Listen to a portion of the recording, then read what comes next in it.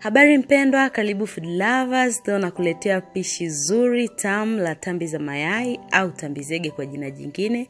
Ni pishi zuri, utafurahia na familia yako. Unaweza kwa kipimo ambacho mimi nimetumia, mnaweza mkala kuanzia watu 2 mpaka watu 4. Mahitaji yetu ni tambi. Nimetumia hizi tambi za kawaida zinapatikana madukani kama hizo.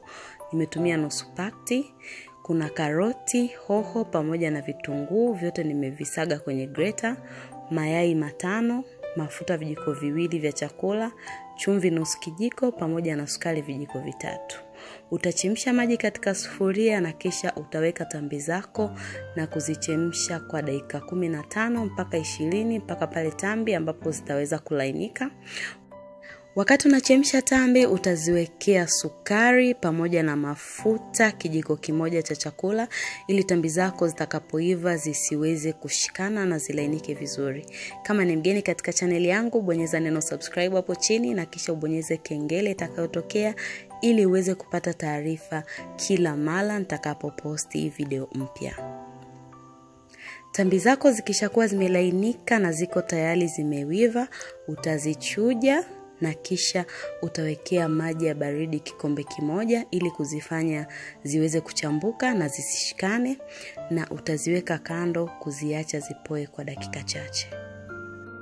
Ukipenda video hii usisahau kulike, comment pamoja na kushare na marafiki zako, inasaidia sana ukuaji wa channel yangu. Baada ya kuweka tambi zako pembeni zipoe, utaandaa viungo vingine. Gonga mayai na kuyaweka katika bakuli ya kuchanganyia. Kisha utakoroga na kuhakikisha yanachanganyika vizuri kabla ya kuongeza viungo vingine ambavyo itakuwa ni chumvi.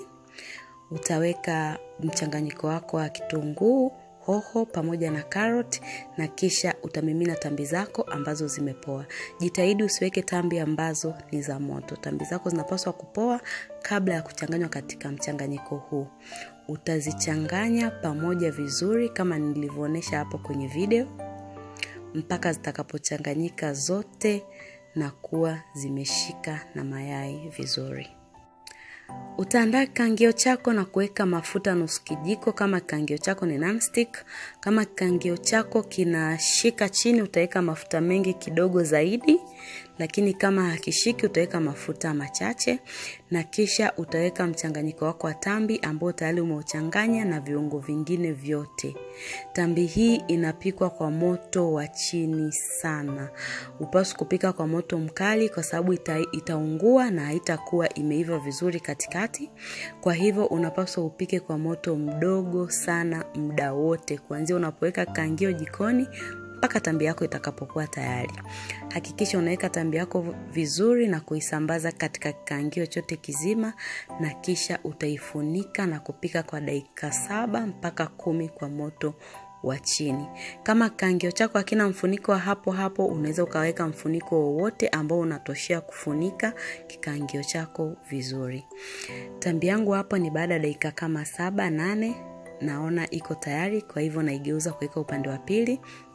Utaweka sahani juu ya kikaangio na kuigeuza. Kama mnavyoona upande wa kwanza tayari umeiva. Nitaiweka upande wa pili na kuifunika na kuipika tena kwa dakika 7 mpaka 8 au 10 mpaka pale ambapo upande wa pili pia itakuwa imeiva. Itakapoiva kwa pande zote mbili kwa uhakika, hata katikati tayari pia itakuwa imeiva. Ningependa kuwakumbusha wapendwa, hakikisha unaipika kwa moto mdogo na kwa dakika kuanzia 5 na kuendelea, kwa sababu ukipika kwa moto mkali itaonekana kama imeiva kwa nje, lakini kwa ndani katikati itakuwa bado ina mayai ambayo hayajaiva.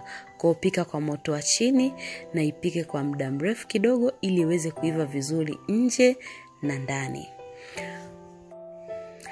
Kitu kingine pia ni kwamba tambi zangu nimeziwekea sukari kwa sababu napenda tambi za sukari. Kama unapenda tambi za chumvi, unaweza ukapika kwa kuweka chumvi peke yake bila kuweka sukari. Kwa hiyo ni chaguo lako, lakini tambi zenye chumvi pamoja na sukari huwa zinakuwa tamu sana. Tambi yangu iko tayari kama hivyo na tunaikata tuiangalie katikati imeiva vizuri kabisa mpaka ndani. Ili ni pishi zuri ambalo utafurahia kama utakula na familia, utakula peke yako au utapika kwa ajili ya biashara, linafaa sana. Asante kwa kuangalia video yangu.